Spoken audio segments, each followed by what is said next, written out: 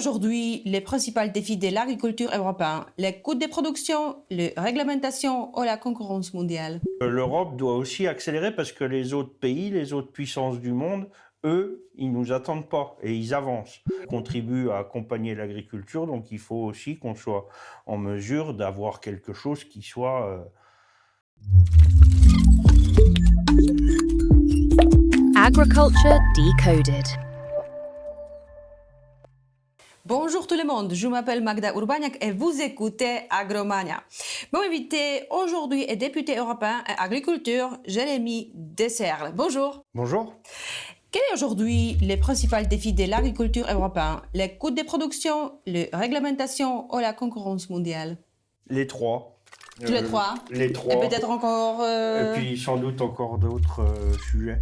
Il se trouve effectivement que l'agriculture européenne traverse une phase d'incertitude parce que malheureusement, pour l'instant, politiquement, on a du mal à définir clairement une vision et une stratégie pour l'agriculture et donc pour les femmes et les hommes qui font justement cette agriculture, les agriculteurs européens.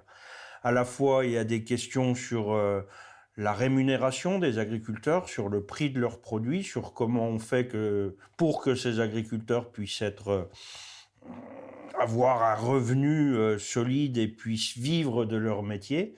Il y a aussi effectivement des incertitudes et des difficultés qui sont très très liées justement à la concurrence internationale parce que on a aussi la chance d'avoir dans notre Europe l'agriculture qui respecte les standards de production les plus élevés au monde en matière de bien-être animal et d'environnement.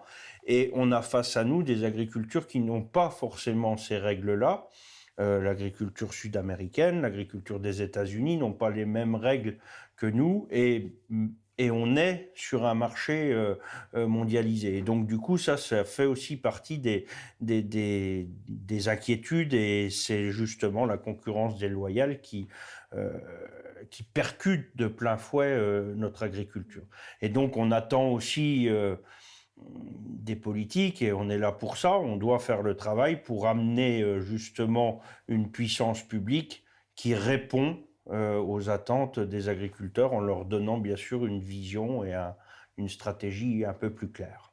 Et aussi, vous avez peut-être encore mieux perspective parce que vous êtes agriculteur aussi, vous-même. Écoutez, c'est sûr que quand on a la chance de pouvoir continuer d'exercer sa profession en même temps que de travailler là-dessus politiquement, ça aide. Voilà, il se trouve que j'ai la chance de rentrer tous les week-ends sur mon exploitation agricole et donc j'ai la chance de pouvoir encore m'occuper de mes animaux et puis de travailler sur ma ferme.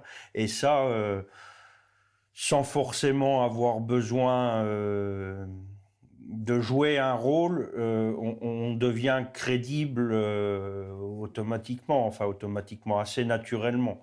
Je me force pas à défendre ce que j'ai à défendre sur l'agriculture et pour les agriculteurs. Je le vis régulièrement, en tout cas toutes les semaines. Et je pense que beaucoup des agriculteurs ont peur à cause des PAC, des futurs PAC. Et est-ce que vous pensez que ce qui est proposé dans 12 ans répondre aux besoins des agriculteurs européens, les PAC? Sur la politique agricole commune, c'est clairement justement l'outil qui va permettre de donner aux agriculteurs la stratégie et la direction à suivre. Et donc pour ça, ça veut dire aussi qu'on doit construire cette stratégie. Et pour moi, elle tourne autour de quelques sujets et piliers un peu majeurs, déjà autour des hommes et des femmes, de leur activité. Donc on doit redéfinir et se servir de ce qu'est l'actif agricole, pour qu'on puisse mieux le reconnaître, mieux le replacer aussi au travers de l'accompagnement public. On doit retravailler sur la question de la gestion du marché européen. Je vous parlais tout à l'heure des prix des produits. Il faut que l'Europe politique propose aussi une meilleure sécurisation des prix des produits et une meilleure valorisation aussi de ces prix. Donc ça veut dire qu'on doit intervenir aussi sur le marché, que la puissance publique doit intervenir sur le marché. Donc ça fait partie aussi des choses sur lesquelles la PAC doit se mobiliser davantage. Et puis il y a la question aussi de la gestion des risques et des systèmes assurantiels. On est face évidemment à un défi mondial autour de l'alimentation, mais qui est percuté aussi par un défi climatique. Le climat change et nous, on a intérêt à assurer aussi nos exploitations agricoles, nos productions agricoles face au changement climatique. Et donc, il y a aussi dans la politique agricole commune quelques manquements à ce niveau-là qu'on doit essayer quelques trous qu'on doit essayer de boucher en mettant une politique publique de soutien en face et qui permettent d'être plus résilients justement aux risques climatiques. Et puis peut-être le dernier point, mais qui pour moi est primordial, c'est la question du renouvellement des générations. Comment on fait pour remplacer les agricultrices et les agriculteurs européens qui vont partir à la retraite dans ces 5-10 prochaines années. Il y a un véritable défi parce que pour faire l'agriculture que nous souhaitons, une agriculture à taille humaine, il faut qu'on remplace ces agriculteurs. Et donc, là, il faut qu'on trouve à la fois des dispositifs et des dynamiques autour de l'accompagnement des jeunes, qu'on redonne un peu d'attractivité au métier, bien sûr, mais qu'on accompagne les jeunes à rentrer dans le métier avec des financements, enfin des outils financiers nouveaux, et puis un meilleur accès aux outils de production. Et puis, il faut aussi qu'on accompagne de manière digne tous les cédants qui vont partir à la retraite, tous ceux qui arrêtent leur activité d'agriculteur. Cela mérite aussi qu'on y travaille. Donc voilà un peu les piliers qui me semblent être importants à traiter dans la prochaine politique agricole commune. Et ça, on doit le construire aussi avec le monde agricole. Comment l'Union européenne peut-elle soutenir les petits et les moyennes exploitations agricoles? Déjà, elle le fait aujourd'hui. Souvent on dit l'Europe et la politique agricole commune soutient les gros, mais les petites exploitations agricoles et les moyennes exploitations agricoles, dans une grande majorité des États membres, sont aussi soutenues. Par contre, voilà, et c'est justement pour ça aussi qu'on doit traiter la question de l'actif agricole. On doit être un peu plus lier un peu plus les aides de la politique aux hommes et aux femmes. Et donc c'est comme ça qu'on arrivera aussi, là où il y a un manque d'équilibre entre les petites et les grosses exploitations, justement à rééquilibrer un peu les choses et à aider de la même manière les grosses exploitations et les petites, en se rebasant sur l'actif agricole. Et comment soutenir au mieux les agriculteurs face au changement climatique? Vous avez dit avant qu'il y a, en fait, on sait qu'il y a beaucoup de changements. Aujourd'hui, il y a 1 an ou 5 ans, et il sera encore pire dans le futur. Il y a plusieurs possibilités. J'en vois une sur laquelle il y a peut-être un peu de faille aujourd'hui, c'est la question de la recherche et de l'innovation. Aujourd'hui, on demande aux agriculteurs de faire évoluer leurs pratiques. Mais souvent, on ne leur donne pas forcément les moyens. On leur demande, par exemple, d'utiliser moins de pesticides, moins de produits phytosanitaires. Mais qu'est-ce qu'on leur donne comme alternative? Ces produits phytosanitaires, ils sont là pour protéger les plantes, pour produire davantage, ou en tout cas pas perdre de production. Si on enlève ces produits phytosanitaires, on perd automatiquement de la production. Donc, quelle alternative on donne aux agriculteurs? Et ça peut se trouver en mettant des moyens dans la recherche et dans l'innovation. Donc là, la politique agricole commune peut aussi avoir un rôle là-dedans, mais on peut imaginer aussi que si c'est un objectif commun et si c'est un enjeu de société, c'est le cas, ça peut être d'autres fonds, d'autres moyens financiers qui sont aussi mis dans la recherche et dans l'innovation. Et puis après, c'est finalement tout l'accompagnement aussi de la politique agricole commune quand on met des conditions d'élevage ou de pratiques culturelles aux agriculteurs, il faut qu'il y ait des moyens aussi financiers qui soient vraiment en adéquation avec les demandes qu'on fait aux agriculteurs. Donc c'est comme ça qu'on réussira à lutter contre le changement climatique et à aider les agriculteurs justement à être moins impactés. Est-ce que vous pensez que les agriculteurs européens y ont accès suffisant aux technologies modernes? Non, pas assez. Pareil, ça veut dire qu'on doit être plus offensif, plus déterminé à aller là-dessus. Par exemple, il y a des questions autour des nouvelles techniques génomiques, NGT. Ça fait 4-5 ans qu'on en parle au Parlement, à la Commission, et pour l'instant, les dispositifs sont encore pas en place. Alors on y arrive, hein, normalement au mois de juin, le Parlement devrait voter pour justement permettre aux agriculteurs d'avoir accès à ces nouvelles technologies, pardon.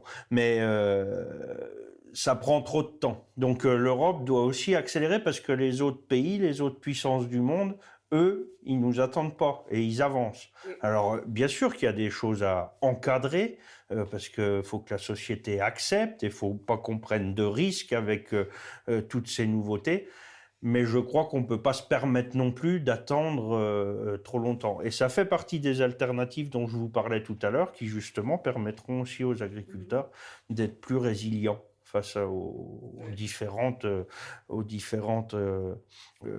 nouveautés aussi mondiales.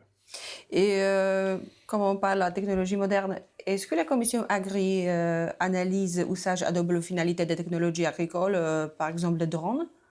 Ça fait partie des sujets qui sont évoqués, mais pareil, je pense que là-dessus, on doit accélérer un peu la réflexion pour... Parce que ça peut améliorer le travail dans l'agriculture, or parfois c'est dangereux.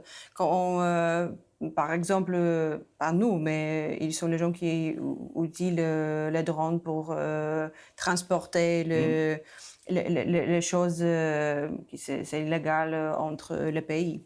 Non, mais c'est pour ça, ce que je dis, c'est qu'il faut accélérer la réflexion. Il ne faut pas dire il nous faut des drones demain matin pour l'agriculture. Il faut juste réfléchir, justement, dans quel cas ça peut être positif, utile et pertinent, et puis dans quel autre cas il faudra prendre plus de précautions.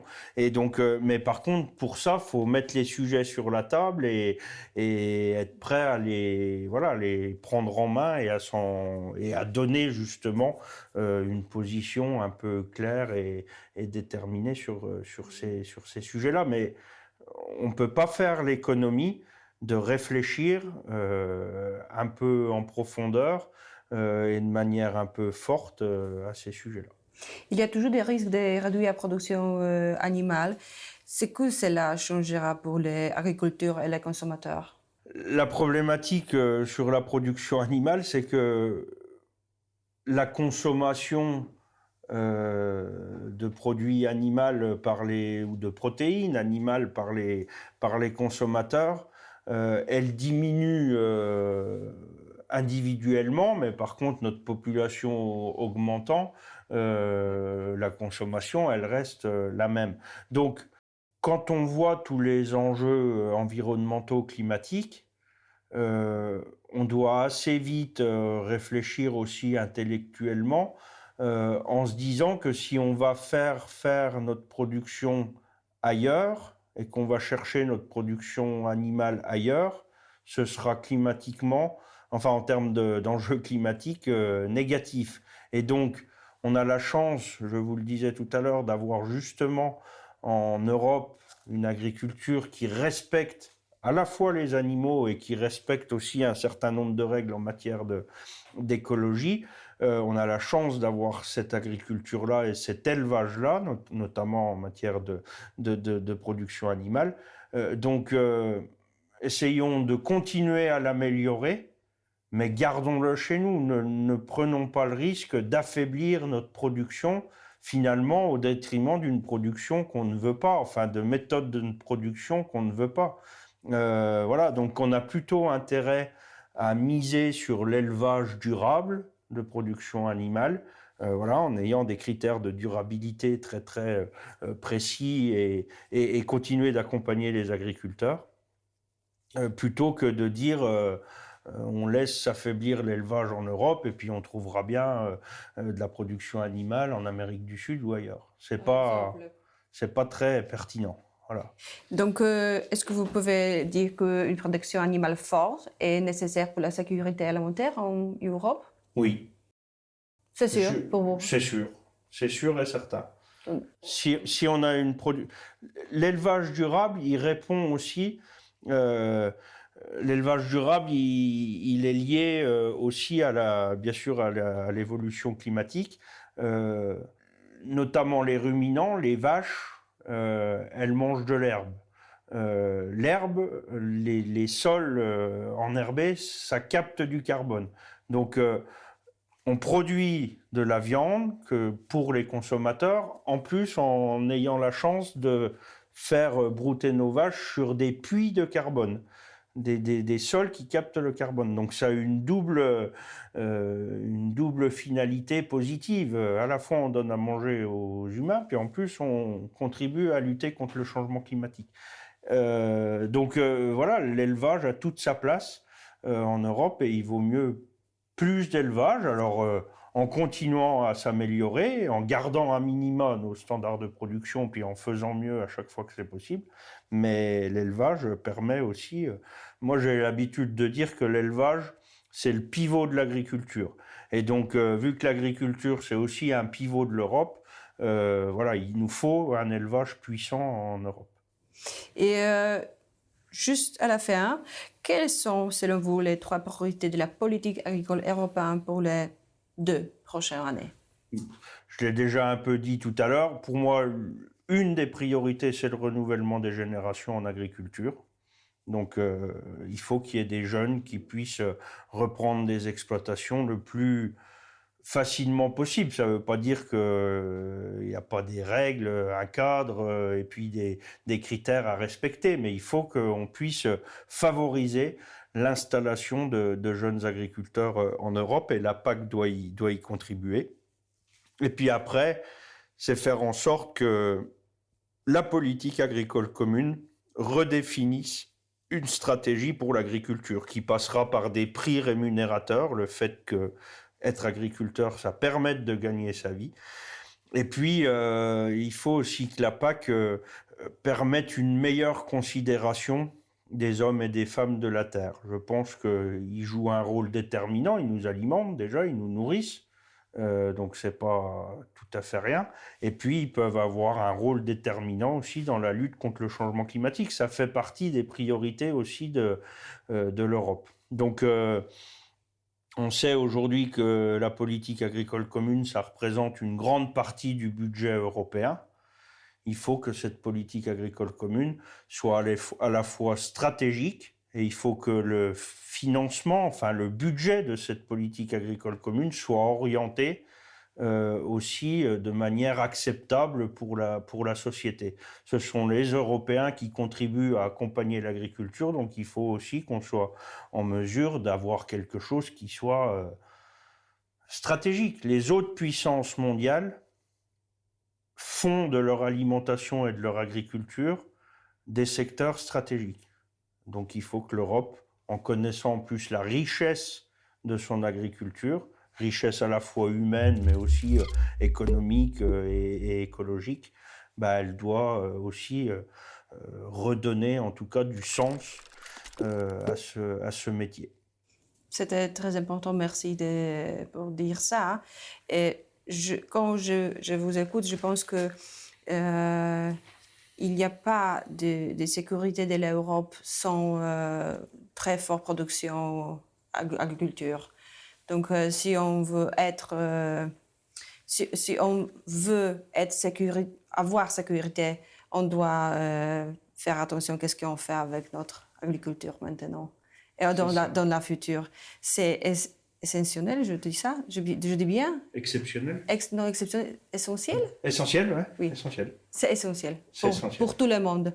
Merci beaucoup. De rien. Mon invité était député européen à agriculture, Jérémy Dessert. Merci beaucoup. Merci à vous. Je m'appelle Magda Urbaniak et c'était Agromania. Agriculture Decoded.